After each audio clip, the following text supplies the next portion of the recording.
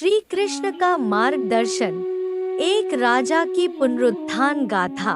यह कहानी केवल एक राजा की नहीं, बल्कि हर उस व्यक्ति की है जिसने जीवन में कभी न कभी हार का सामना किया है।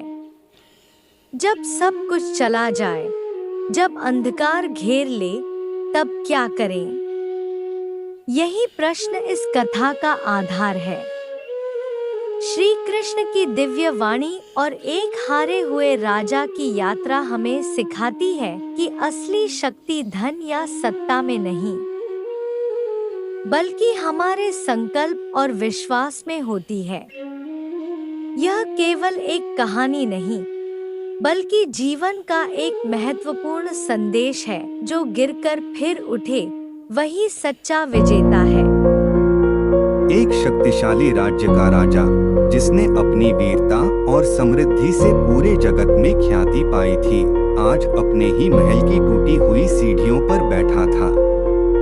उसका मुकुट धूल में पड़ा था और उसका मन निराशा के अंधकार में डूबा हुआ था।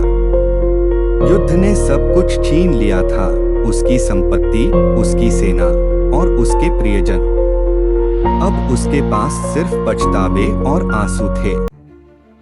जब वह अपनी असफलता पर विचार कर रहा था, तभी एक दिव्य प्रकाश उसके सामने प्रकट हुआ। वह कोई और नहीं, बल्कि स्वयं श्री कृष्ण थे। उनके चेहरे पर शांति थी, आंखों में करुणा और वाणी में गहरी मिठास। वे धीरे धीरे राजा के पास आए और उसे सांत्वना दी। धीरे धीरे राजा की आंखों में नई आशा जागी। उसने अपनी दुर्बलता को त्यागने का निश्चय किया और अपने लोगों को संगठित करने के लिए आगे बढ़ा। उसने पुनः अपने राज्य के निर्माण का संकल्प लिया। श्री कृष्ण की शिक्षाओं के साथ उसने परिश्रम, धैर्य और आत्मविश्वास से अपने उजड़े हुए राज्य को फिर से खड़ा किया।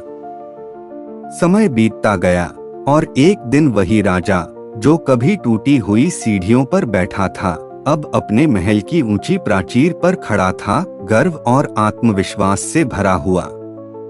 उसकी प्रजा फिर से समृद्ध हो गई, उसका राज्य फिर से शक्तिशाली बन गया। लेकिन अब वह केवल बाहरी वैभव पर गर्व नहीं करता था, बल्कि अपने भीतर के परिवर्तन को अपनी सबसे बड़ी जीत मानता था। दूर खड़े श्री कृष्ण मुस्कुराए। उन्होंने बांसुरी बजाई और धीरे धीरे अंतर्धान हो गए, क्योंकि उनका कार्य पूरा हो चुका था, एक हारे हुए राजा को फिर से विजेता बनाना। शिक्षा: सच्ची हार तब होती है जब मनुष्य खुद हार मान ले। जो गिरकर फिर उठे, वही असली विजेता है। यह कहानी हमें सिखाती है कि जीवन में हार कोई स्थायी नहीं होती। यदि हम आत्मबल, धैर्य और दृढ़ निश्चय के साथ आगे बढ़े, तो कोई भी परिस्थिति हमें रोक नहीं सकती। विपत्तियां केवल हमें नया मार्ग दिखाने के लिए आती हैं, हमें और अधिक मजबूत बनाने के लिए आती हैं। याद रखें, जब तक आप खुद को हारा नहीं मानते, तब तक आप हारे नहीं हैं।